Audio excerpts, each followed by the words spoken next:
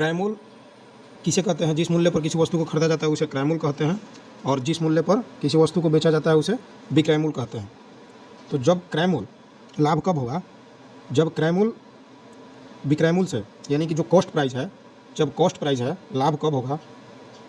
लाभ की स्थिति जब कॉस्ट प्राइस यानी कि क्रय मूल्य जब छोटा हो सेल प्राइस से, सेल प्राइस बड़ा हो यानी कि विक्रय मूल्य बड़ा हो। मान लीजिए कि राम ने किसी वस्तु को खरीदा 100 रुपया में और उसको बेच दिया 120 रुपया में। जब उसको 120 रुपये में बेच दिया तो उसको कितना हुआ? 20 रुपया का लाभ हुआ। 20 रुपया का क्या हुआ? लाभ हुआ। देखिए, क्रय मूल्य जो है वो 100 रुपया है, 100 रुपया में खरीदता है और 120 रुपया में बेच देता है, तो उसको 20 रुपया का लाभ हुआ। यानी कि क्रय मूल्य जब विक्रय मूल्य से छोटा होता है तब उस स्थिति में लाभ होता है। और हानि कब होगी? हानि कब होगी दोस्तों?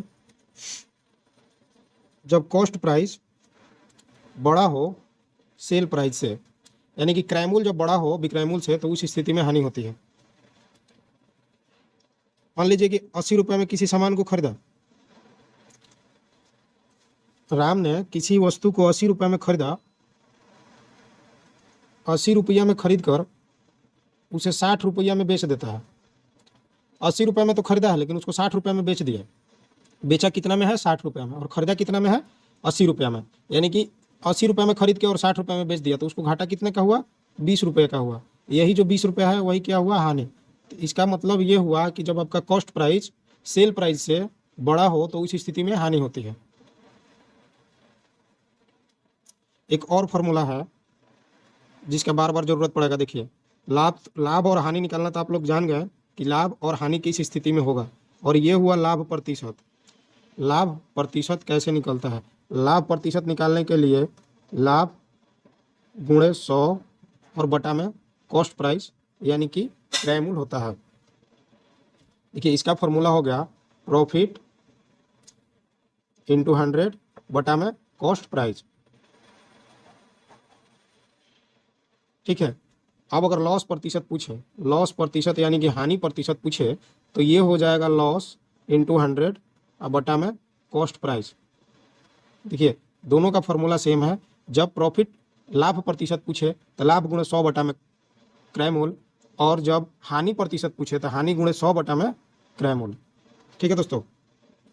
आइए दोस्तों, अब इसी फॉर्मूले पे हम कुछ प्रश्नों को सोल्व करेंगे और समझेंगे प्रॉफिट एंड लॉस के प्रश्नों को। हम सबसे पहले बेसिक प्रश्नों से चलेंगे और बेसिक प्रश्नों के साथ साथ कुछ हाई लेवल के प्रश्नों को भी हम सोल्व करेंगे।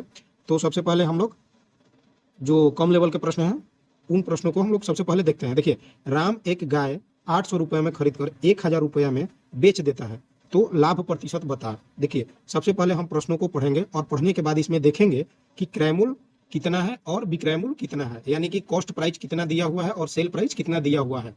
ठीक है। राम एक गाय 800 रुपया में खरीदता है, तो जिस मूल्य पर कोई वस्तु खरीदा जाता है वह क्रय मूल्य कहलाता है, यानी कि कॉस्ट प्राइस कहलाता है। तो ये हो गया हमारा कॉस्ट प्राइस। सीपी बराबर कितना दिया हुआ है?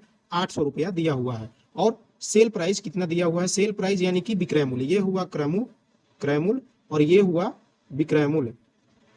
सेल प्राइस कितना दिया हुआ है? 1000 रुपया। 1000 रुपया। देखिए, इतना तो हमें समझ में आ गया कि खरीदता तो वो 800 रुपया में है और बेचता 1000 रुपया में है, तो इसको कुछ ना कुछ प्रॉफिट हुआ ही है। तो प्रॉफिट कितने का हुआ है उसको निकालने के लिए हम लोग क्या करते हैं? लाभ यानी कि प्रॉफिट बराबर, हमें पता है sale price minus cost price होता है। Sale price minus cost price जितना आएगा वही इसका हो जाएगा प्रॉफिट। तो सेल प्राइस है 1000 रुपया और कॉस्ट प्राइस है 800 रुपया, तो इसका प्रॉफिट कितना हुआ? प्रॉफिट हुआ 200 रुपये का। 200 रुपये का कितना हुआ? इसका प्रॉफिट हुआ। लेकिन पूछ कर रहा है तो लाभ प्रतिशत बताएं, यानी कि प्रॉफिट प्रतिशत निकालना है, लाभ प्रतिशत। तो हम लोग फॉर्मूला जानते हैं, लाभ प्रतिशत यानी कि प्रॉफिट प्रतिशत बराबर होता है प्रॉफिट गुणे 100 और बटा में कॉस्ट प्राइस।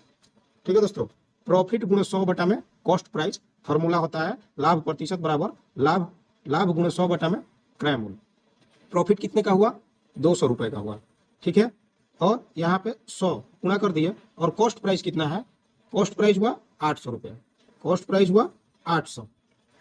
ठीक है, अब देखिए ये 2 जीरो से 2 जीरो गया, 2 चौके 8, और इस 4 से 100 को कटाइएगा तो ये चल जाएगा 25 पर में, यानी कि 25% का लाभ हुआ, 25% का लाभ हुआ, यही हो गया इसका आंसर। ठीक है दोस्तों, देखिए आप इसको जब बनाने में थोड़ा सा समय लगा क्योंकि आप लोगों को समझाना था। अगर आप इसको अच्छे से समझ जाएंगे तो जाहिर सी बात है कि 800 कॉस्ट प्राइस और सेल प्राइस 1000 रुपये, तो आप इसमें जो ये कैलकुलेशन किए हैं ये ना करके डायरेक्ट आप इस फॉर्मूला को बैठा के आप इसको जब आप इसमें समझ जाएंगे कि 800 रुपये में खरीदा, 1000 रुपये में बेचा, तो 200 रुपये का तो उसको प्रॉफिट हुआ। तो आप बस यहीं पे इस प्रश्न का सोल्व, इस फॉर्मूले को लगा के आप इस प्रश्न को सोल्व कर पाइएगा। ठीक है दोस्तों, इसी प्रकार के एक और प्रश्न को देखते हैं। देखिए जो दूसरा प्रश्न है कुछ इस प्रकार है, मोहन किसी वस्तु को 100 रुपया में खरीद कर 80 रुपया में बेच देता है, तो उसका हानि प्रतिशत बताएं। देखिए